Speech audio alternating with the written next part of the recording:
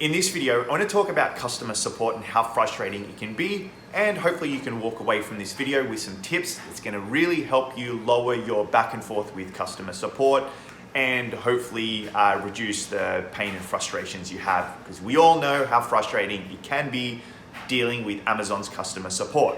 So, tip number one, most of the support staff at Amazon, English is not their first language. So keep your words simple. Don't use complex words. Number two, keep in mind that the support staff probably respond to hundreds or thousands of tickets on a daily basis. So really keep it short and simple. The more complex you go, the more chance that they're gonna just, misunderstand it or send something generic back. So we've got language, keep it simple. The length, keep it short, straight to the point. The next one is generic responses, right? We all hate when they just send back a generic response.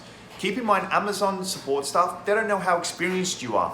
So they're gonna want to just copy and paste something generic and let you figure it out.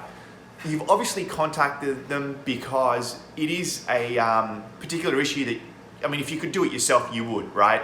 So anticipate what that generic response is and tell them that basically stop them from coming back to you with a generic response. And an example would be, let's say you're trying to update an image, right?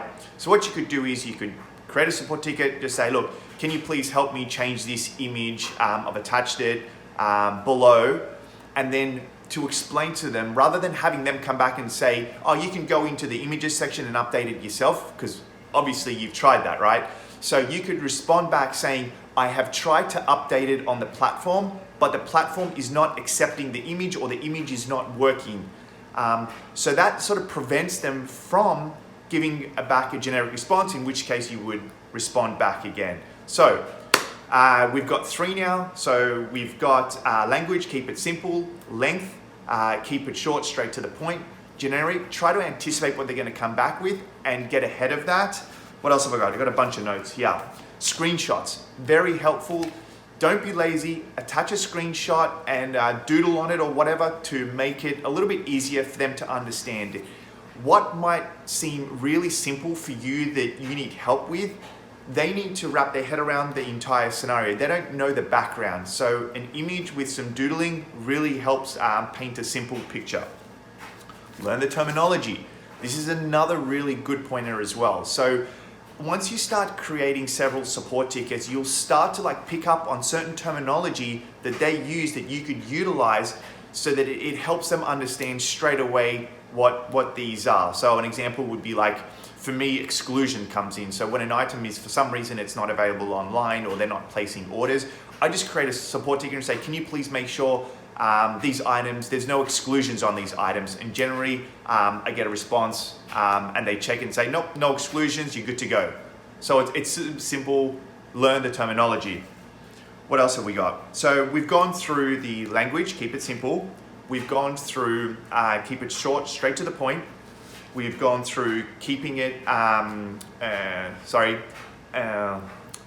generic. So just getting ahead of a generic response. So anticipating and countering that before you get a generic response. Screenshots, doodling, keep it simple.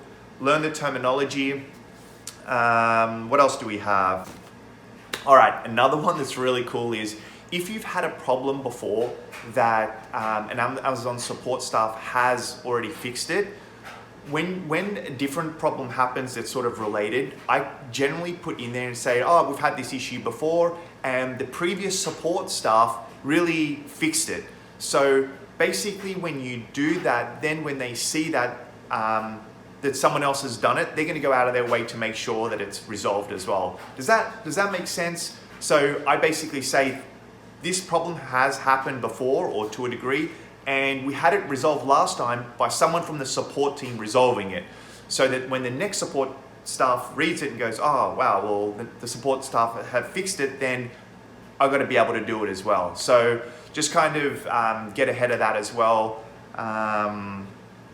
The other thing too is, which I hate this, but try to get them on a call. When you get them on a call, it's a lot easier to speak to them. I know lately, The issue is it takes forever to get them on a call, and there are times where you ask them when you select call me back, you won't get a call, or you get a call and it'll ring once and they'll hang up, and then they just respond to the support ticket saying we tried to call and we couldn't get through, and then all of a sudden you've wasted time. So if you've got a landline, make sure you put the landline, because it's going to be a lot easier if you have issues with your phone or whatnot. Have your landline. What is a landline these days anyway? But that's just another tip. But for the most part, the most common ones that, as I explained, one, let's summarize them all. Language, keep it simple. We're going to talk about length, keep it short, straight to the point, generic. All I mean there is get ahead of the generic response they're going to get. So you basically say, no, this is not what it is. So it stops them from sending you a generic response. You want to attach screenshots. So, doodle on it, make it really easy to understand. Talk to them and just let them know that the last support staff helped fix it, so that they're going to be more inclined to help you out. And then try to get them on a call. If you can get them on a call, it's going to be a lot more helpful, because you can really go back and forth and make them understand what the situation is.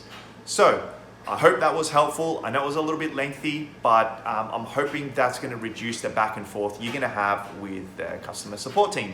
And if you like this video, make sure you give it a thumbs up, subscribe. I'm here to help you grow your business, and I look forward to seeing you in the next video.